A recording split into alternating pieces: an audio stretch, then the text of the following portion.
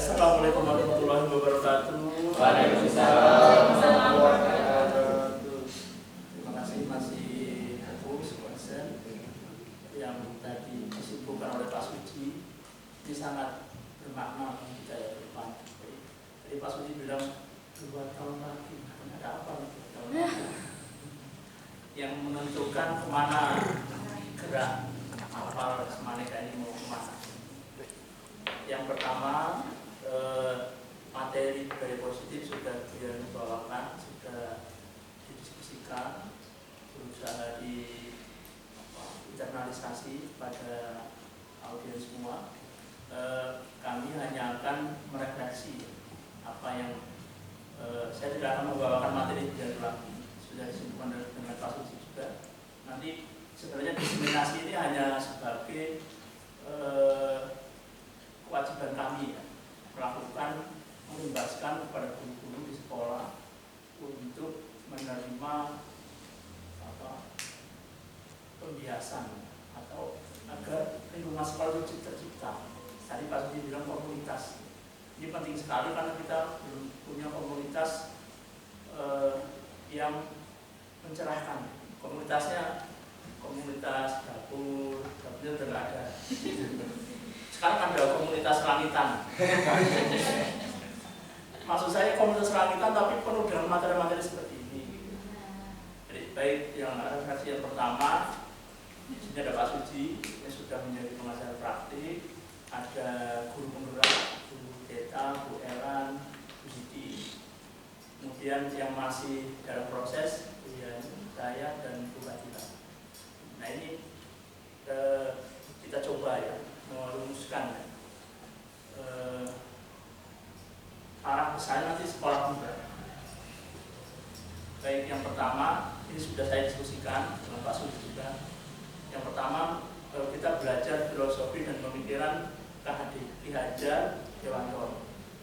Jadi saya protes kepada Pak Suci, kenapa hanya KHD saja? Kan ada banyak tokoh negara, tokoh bangsa yang bagus juga, seperti Tan Malaka, Buya Hamka, yang seangkatan ya. Tadinya saya protes, tapi setelah saya dipaksa belajar, oh ternyata ketika Ki Hajar Dewantara mendesain pendidikan Indonesia menjadi menteri pertama Negara Kesatuan Republik Indonesia, itu dia sudah punya master plan yang sampai saat ini pun kita belum bisa melaksanakan. Nah ini yang dalam tanda petik. Yang pertama kodrat alam dan kodrat zaman. Jadi kita kadang ketinggalan. Kemudian ada satu lagi yang sangat ini harus kita pahami, bahwa anak itu bukan kertas kosong. Jadi yang kita isi tidak tentu, tapi anak itu kertas yang masih samar. Jadi tugas kita hanya menuntun. Jadi kalau Ki Hajar Dewantara memberi contoh, padi tidak bisa kita bentuk menjadi jagung. Kita hanya bisa menumbuhkan benih padi, kita menjaganya, merawat, memelihara agar tumbuh dengan versi terbaiknya. Nggak bisa kita memaksa menjadi tumbuhan jagung dan seterusnya. Tugas guru adalah menuntun. Dalam kemudian ada satu kata yang saya masih kurang nyaman, tapi ini kalau dibahas Inggris kan jadi benar. Menghamba kepada murid, menghamba itu kan kepada Tuhan. Tapi ternyata kalau bahasa Inggris itu student center. Nah, sudah selesai. Jadi kita harus fokus ke murid, bukan fokus ke kita. Nyatanya di Semaneka tidak ada yang fokus ke murid ya sekarang. Bangkunya fokus ke guru semua, ya kan ya? Kita lihat saja semua kelas pasti fokus ke. Nah, ini juga menjadi concern bagi kita untuk merubah paradigma yang sejak dulu KHD itu sudah merumuskan. Sejak negara kita berdiri sudah dirumuskan seperti itu, tapi kita belum bisa melaksanakan. Yang kedua, yang kita peroleh dari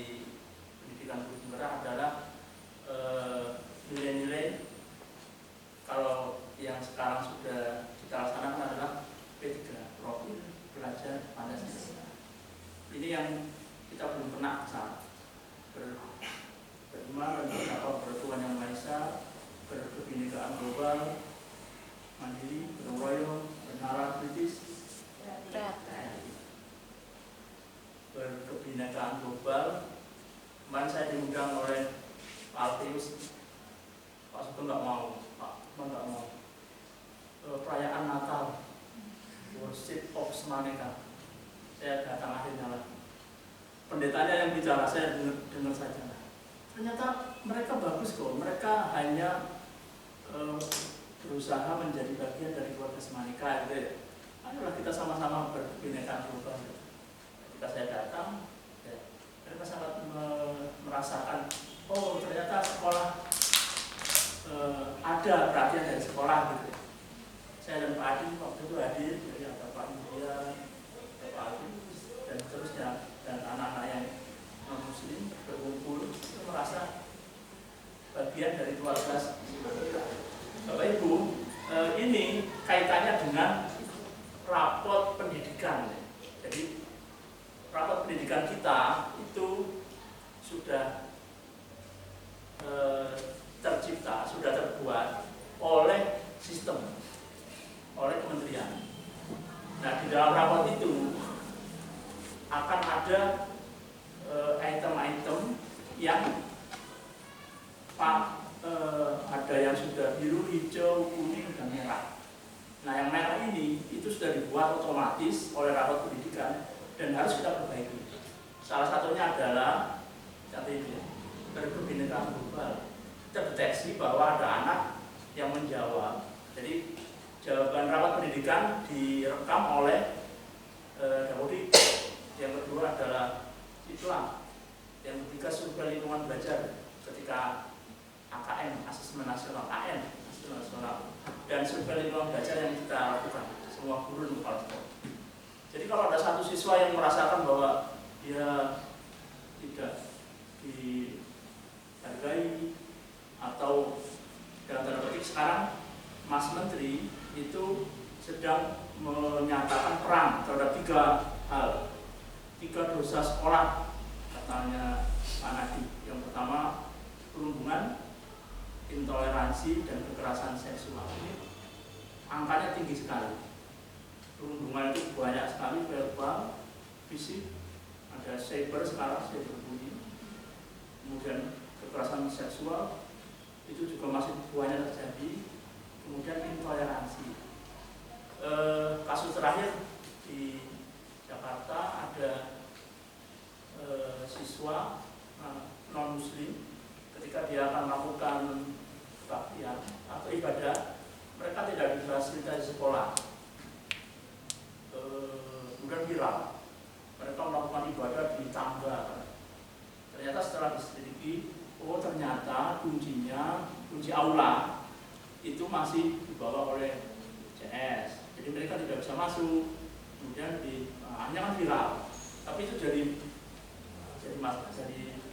Kementerian Belakang. Padahal di sekolah itu tidak terjadi apa-apa. Hanya miskomunikasi. Ini yang concern kita, menjaga rapot pendidikan agar bagus. Dan itu sudah difasilitasi Bapak Ibu. Jadi kalau ada sesuatu yang kurang, itu akan otomatis masuk dalam AKAS. AKAS itu rencana kegiatan anggaran sekolah. Jadi kalau itu ada yang kurang, itu harus segera dianggarkan. Misalnya yang kurang di kita itu PMM, platform Merdeka Mengajar, itu disuruh segera mengadakan workshop, diskusi, dan seterusnya.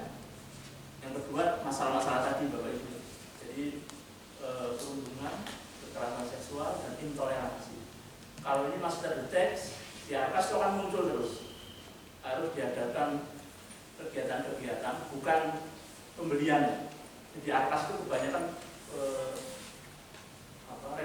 rekomendasinya itu adalah kegiatan. Karena yang terdetek di AKAS adalah rapat pendidikan yang dari kita sendiri. Kemudian yang terakhir Bapak Ibu, sudah selesai. Jadi yang pertama redaksi, alhamdulillah sudah ada pengajar praktek, ada guru penggerak dan CDP. Kemudian materi-materi yang sebenarnya di PMM itu kalau Bapak Ibu gali itu lebih bagus menurut saya. Ada videonya. Kalau kita disuruh diskusi langsung, disuruh diskusi kayak seperti Bu Yani ini ya. Kalau di PMM itu ada videonya, kemudian kita menjawab. Ada videonya, terus kita menjawab.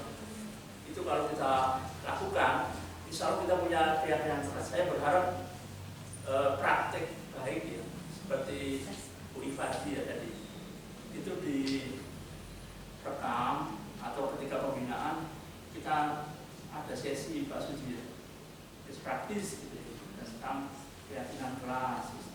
Siapa yang akan kita sudah pendidikan untuk menjadi best practice kepada guru yang lain di waktu pembinaan. Daripada misalnya kan pernah beberapa kali kita pembinaan kosong, pembinaan tidak ada, padahal tidak ngapa-ngapain. Mendingan kita komunitas ini kita gerakkan untuk lebih besar ya. Kalau ini komunitas kecil, kalau di guru kita akan lebih mudah mengintas. Demikian Bapak Ibu, dan dari saya mohon maaf. Assalamualaikum warahmatullahi wabarakatuh.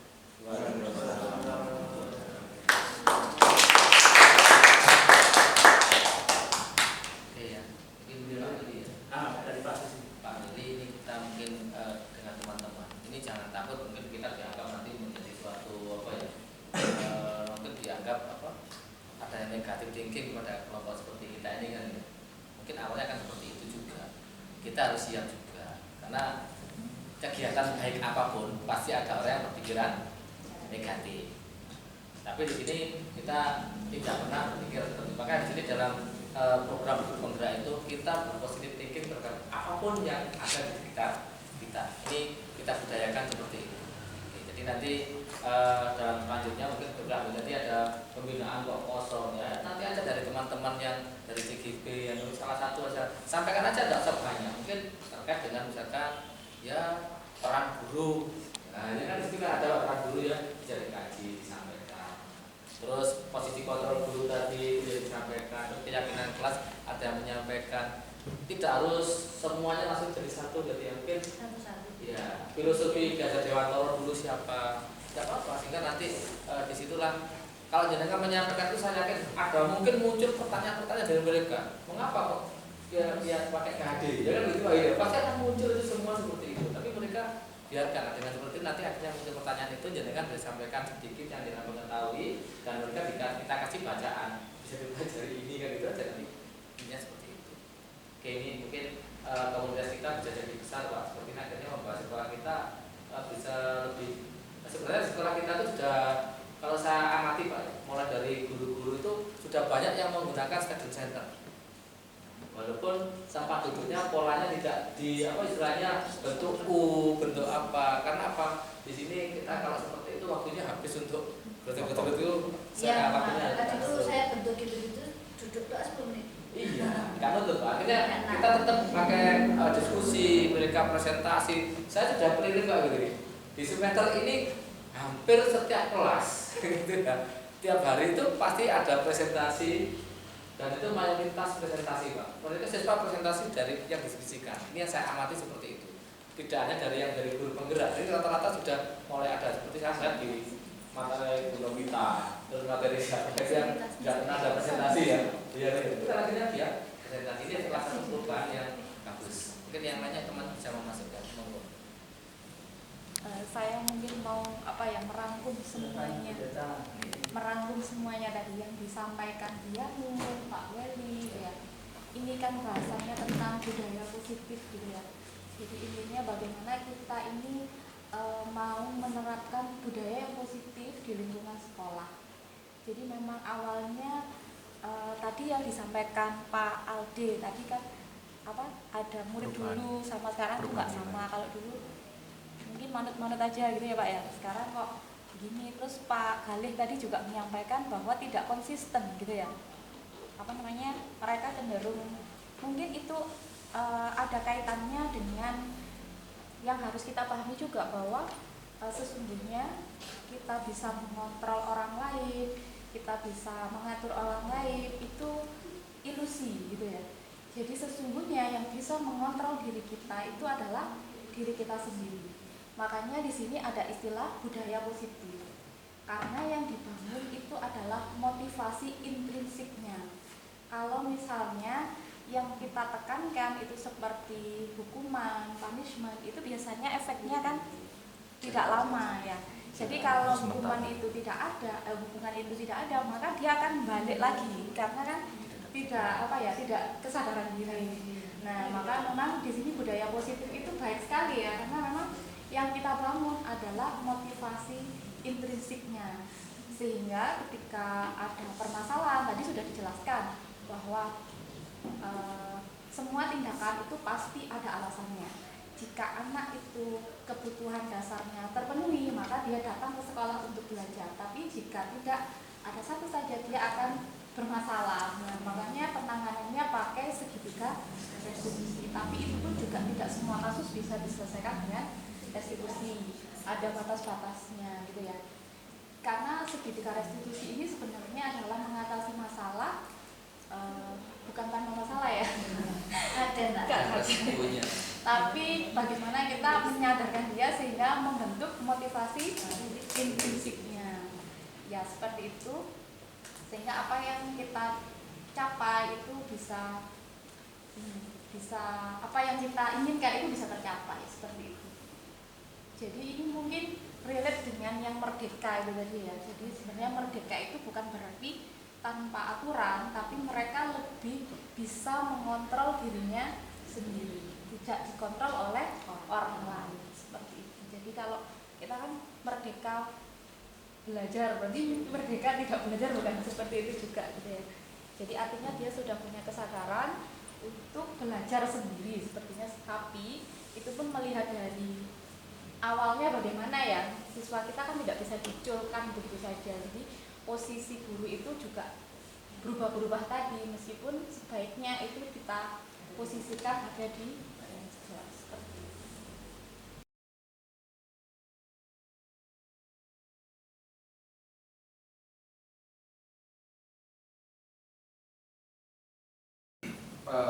Terima kasih. Jadi sebenarnya selama pengalaman saya mengajar dan dari teori yang pernah saya dapatkan, sebenarnya ada beberapa perubahan. Jadi secara pengalaman memang dari anak-anak sendiri yang saya rasakan di sini itu memang kita harus berpacu, artinya sebagai guru atau pendidik itu seharusnya kita juga mengikuti apa yang sekarang berubah dari zaman maupun apa yang sekarang berubah dari siswa sendiri, sehingga memang kita guru, jadi tidak seperti yang lain kita harus tuntut gitu, artinya kita juga harus mengikuti bagaimana sih perkembangannya sekarang, bagaimana kita harus memberikan gambaran kehidupan memang yang seperti ini. Karena kalau tidak seperti itu tidak akan nyambung gitu. Sebagai guru yang kita paradigmanya seperti ini, harus seperti ini, ternyata di kehidupan nyata pun tidak seperti itu. Nah itu yang memang harus kita fokus sebagai guru itu ke sana. Artinya kita harus bisa memfasilitasi siswa. Oh siswa itu sebenarnya berbakat di sini, oh siswa ini berbakat di sini. Nah kita sebagai guru juga harus bisa mengarahkan siswa ke arah sana. Seperti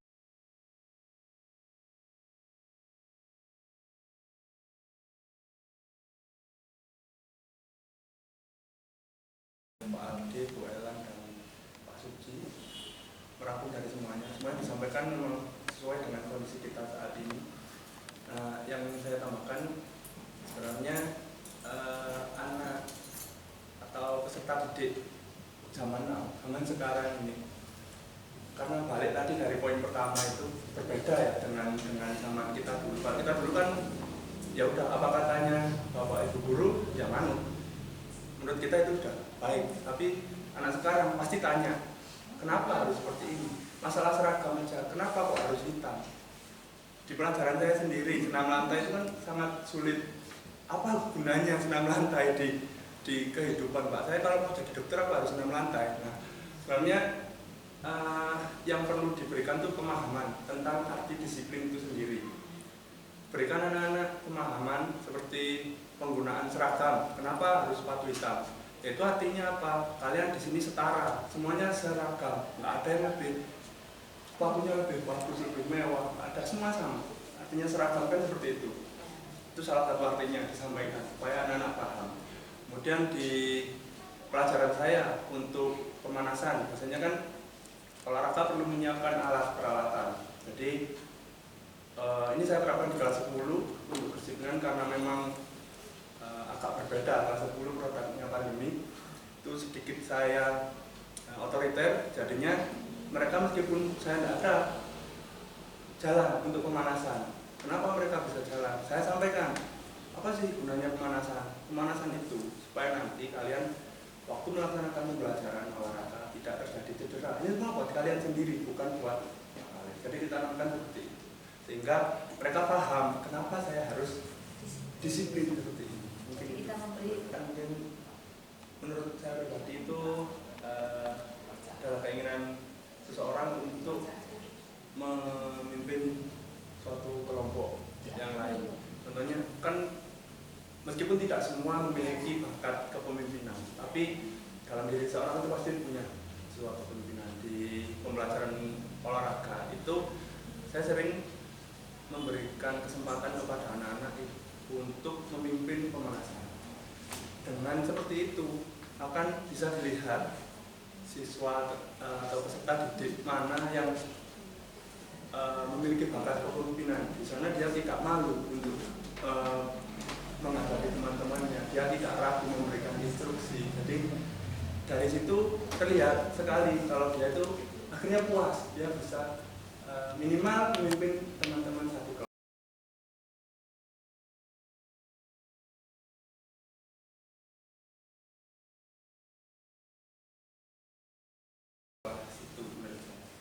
Kita menjumpai anak yang menurut kita bermasalah, itu sebenarnya adalah kita yang belum bisa menggali talenta yang ada di anak itu. Jadi ada siswa bermasalah, berarti bukan masalah sebenarnya itu. Jadi anak itu punya kelebihan, hanya saja kita belum bisa menemukan talentanya. Seperti jenengan itu menyampaikan, anak satu saya yang belum bisa menemukan, berarti kita belum bisa menemukan apa kira-kira, bukan menyelesaikan dia, tapi dia belum bisa mengakut apa yang dia miliki. Inilah jadi istilahnya memang disinilah yang di guru penggerak itu kita nanti akan diajarkan hal ini. Jadi kita anak-anak itu bukan dianggap bermasalah, tapi anak itu punya talenta yang belum tergali. Itulah nanti yang harus kita pahamkan. Jadi di sini yang terakhir tadi yang promosi guru ya, penghukum dan terusnya itu memang yang terbaik adalah di posisi yang manajer. Itu yang terbaik. Yang seperti keadaan bersalah itu adalah kita ke anak-anak. Jadi misalkan kita buatkan, bukan kita buat anak bersalah, bising itu bukan. Jadi kita ajar loh, kalau kamu seperti ini, ya bagaimana dampaknya terhadap kamu, terhadap orang tua kamu. Itu kan termasuk kita menyampaikan agar mereka merasa bersalah, saya bersalah dengan yang saya lakukan. Nah, terus yang penghukum, nah penghukum itu memang sekarang diminimalisir sekali. Terus juga masalah mengapa di sini ada peraturan. Nah, sebenarnya kalau kita terkait dengan sisi penggerak itu tidak ada namanya peraturan, itu tidak ada. Tapi yang ada adalah keyakinan tadi. Di sekolah kita harus ada muncul keyakinan bersama. Nah, seperti inilah saya berharap komunitas kita ini mari kita galak. Karena sekolah kita itu sekarang memegang kendali adalah kita. 2 tahun ke depan adalah kita-kita ini. Kalau kita-kita ini sudah tidak ada pedulian dengan hal semacam ini kan sepele kan ya. Masalah disiplin kan sepele. Tapi ini adalah dasar atau fondasi dari keberhasilan anak-anak kita. Kelihatannya orang melihat, oh itu kasih tatip kan ya. Kalau sama guru tidak ada kepedulian, hancurlah kita nantinya. Walaupun tatipnya bengok-bengok isu-isu seperti itu tadi ya. Kasihan mereka. Tapi kalau semua guru sudah peduli di kelas, sudah dibuat keyakinan atau kesepakatan kelas, akhirnya nanti tatip itu tidak akan ada yang penghukum, cuman sebagai pemantau, ya, sebagai pemantau saja. Oh selamat datang anak-anak, ya oke kita datang ke pagi ini. Nah, itu kan akan sudah seperti itu tatipnya. Tidak ada lagi penghukum. Tidak ada lagi kata-kata cepat waktu sudah kan masih tidak ada. Nah, inilah mungkin komunitas kita ini malah kita tetap ya nanti akan kita teruskan. Ya, nanti angkatan 8, 9, 10 mari kita semakin kita ini sudah ada banyak ya teman kita ya. Nanti teman-teman yang lainnya akhirnya kita bisa menjadikan satu komunitas yang betul-betul bisa bermakna di sekolah kita. Walaupun kita tidak seakan-akan frontal merubah ini semua, tidak hanya dari kedisiplinan aja lah kita tata anak-anak. Sudah insya Allah kan semuanya kan baik. Terima kasih itu aja.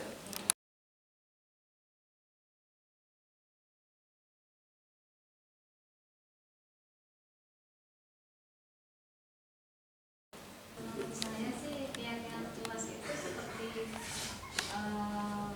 sama-sama buat komitmen sama anak-anak, membuat kesepakatan di awal gitu lah. Kalau saya ketika saya di kelas, saya sepakat sama anak-anak kalau pelajaran saya, pelajaran bahasa Indonesia tidak boleh menggunakan handphone. Handphone tidak boleh berada di atas meja. Di atas meja konsekuensinya langsung saya ambil dikembalikan nanti pulang sekolah. Itu kesepakatan di awal gitu. Satu kali pertemuan, 2 kali pertemuan, anak-anak ada yang melanggar. Ini kalau sampai 3 kali terjadi, nanti orang tua yang ambil itu sudah anak-anak sudah apa ya? Setiap kali saya masuk, langsung gitu loh dimasukkan semuanya. Kemudian itu saya juga mengambil apa ya? Ada sisi positifnya. Jadi mereka setiap kali ketika saya mengoreksi tugas mereka, mereka nggak HP-an aja, nggak gitu, tapi mereka ngobrol, cerita, terus main apa ya? Kemarin itu di salah satu kelas, ayo main ABC, A, B, C, D, nama hewan. Nah, gitu. Saya dengar itu kok seperti saya zaman sekolah dulu. Jadi mereka interaksi sesama teman lebih dekat, jadi ya lebih terbangun. Jadi kalau menurut saya keyakinan kelas komitmen di awal. Komitmen itu yang menentukan Bu Iva apa anak-anak, atau dari Bu Iva terus disepakati anak-anak atau bagaimana? Itu pertama dari saya dulu, terus waktu semester 1 saya membuat komitmen seperti itu, kok nggak berjalan, saya biarkan. Akhirnya di semester 2 ini sudah yang semester 1 kita nggak berjalan ya, penggunaan handphone masih tetap saja. Ini sekarang yang semester 2 saya akan meminimalisir penggunaan handphone. Jadi gimana, sudah sepakat atau enggak, setuju apa enggak? Ya aku setuju. Kalau misalkan mereka enggak setuju, saya cari jalan keluar lain bersama anak-anak gitu.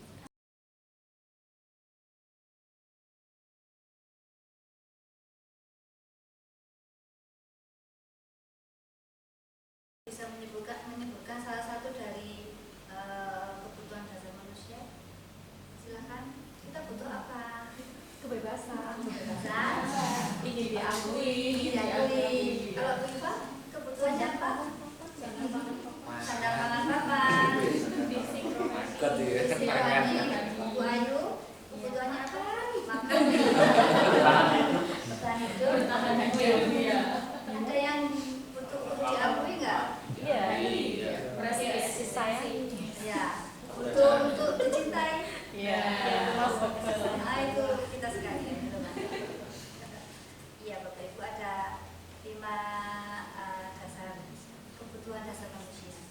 Yang jelas kita ini harus bisa memberikan, walaupun tidak bisa 100%, kita harus memberikan memenuhi ini untuk anak-anak kita, untuk siswa-siswa kita.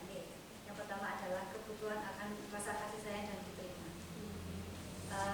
Kemarin itu saya mengajak murid saya, sudah jam terakhir NATO pelajaran bahasa Inggris,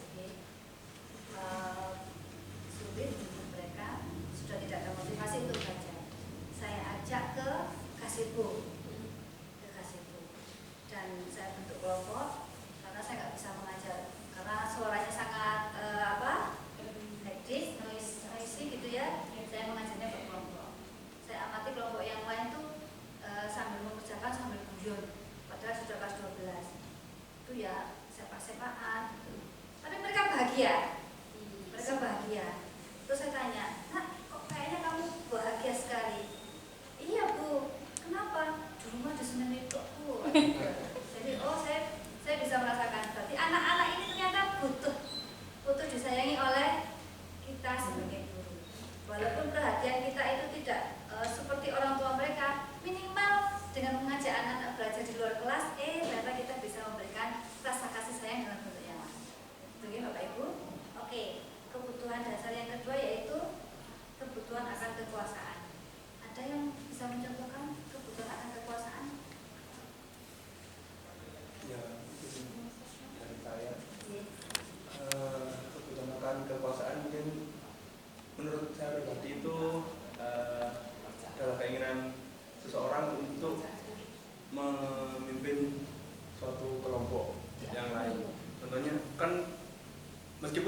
semua memiliki bakat kepemimpinan, tapi dalam diri seorang itu pasti punya jiwa kepemimpinan. Di pembelajaran olahraga itu saya sering memberikan kesempatan kepada anak-anak untuk memimpin pemanasan.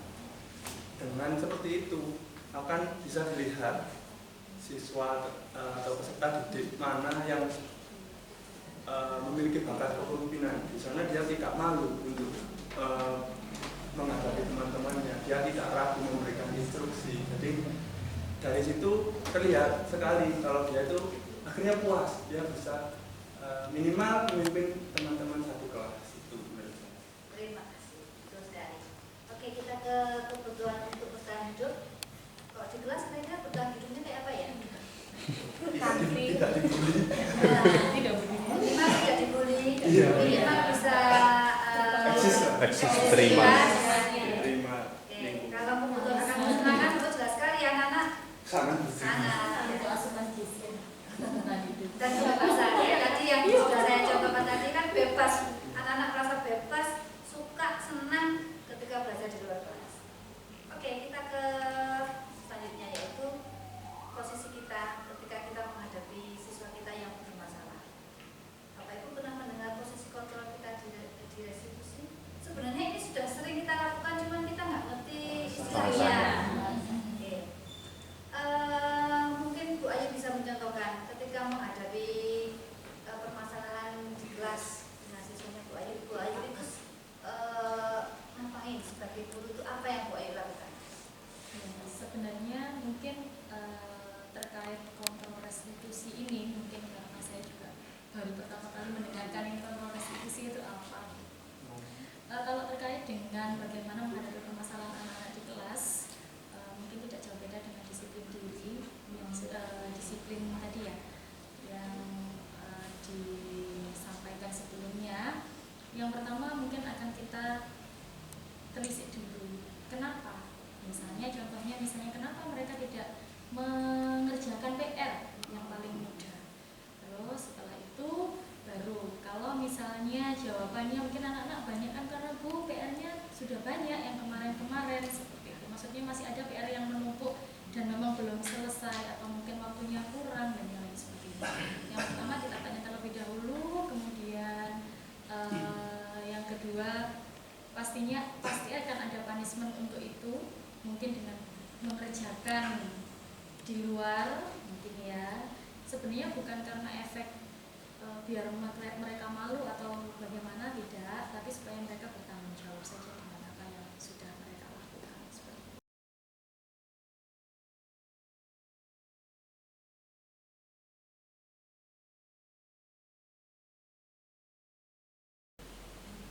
Sebelum ditutup ada yang belum bersuara, kami minta refleksi dari pertemuan yang sudah dilakukan di Oh ya, jadi kalau dari saya sendiri, saya merasa terinfluence ya Bapak Ibu yang sudah menyampaikan materi tadi, terutama dalam hal edukasi tentang disiplin positif. Memang selama ini kan saya kebetulan hanya menjadi guru biasa. Kemudian di tahun ini saya mendapat tanggung jawab lagi menjadi wali kelas. Kadang-kadang saya itu salah menempatkan posisi sebagai manajer atau sebagai si pemberi hukuman atau sebagai guru di kelas. Jadi kadang-kadang switch-nya itu masih kebingungan. Namun setelah mendengarkan sedikit edukasi dari Bu Yanu dan juga Pak Wendy, saya jadi paham kalau ternyata memang ada porsi-porsi khusus untuk menangani permasalahan siswa ketika memang dia membutuhkan bagian yang mana. Jadi harus dipantau dulu, harus dekati dulu. Kalau memang tidak bisa baru diapakan, kalau tidak bisa baru diapakan. Bagi saya sendiri, kegiatan ini ternyata memang cukup membuka ruang berpikir lagi supaya lebih menggali. Oh ternyata ketika saya menempatkan posisi sebagai guru, saya harus seperti ini. Kalau menurut saya begitu ya Bapak. Jadi kegiatan hari ini cukup memberi dampak yang positif kalau dari saya sendiri. Begitu pula untuk yang masalah restitusi tadi, segitiga restitusi, saya jadi tahu ada keyakinan, ada kepercayaan, terus ada hal-hal yang ternyata di luar itu tadi ya, cara menumbuhkan disiplin positif ternyata banyak sekali. Saya kira hanya sebagai guru saja itu cukup, ternyata tidak. Kita harus switch jadi ini, jadi ini, jadi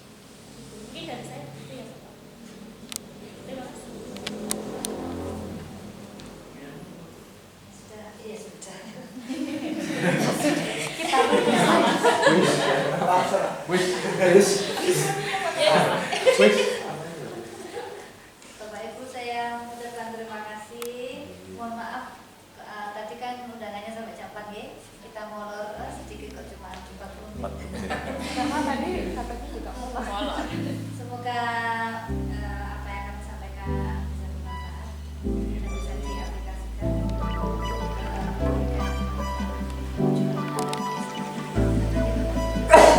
Assalamualaikum warahmatullahi wabarakatuh.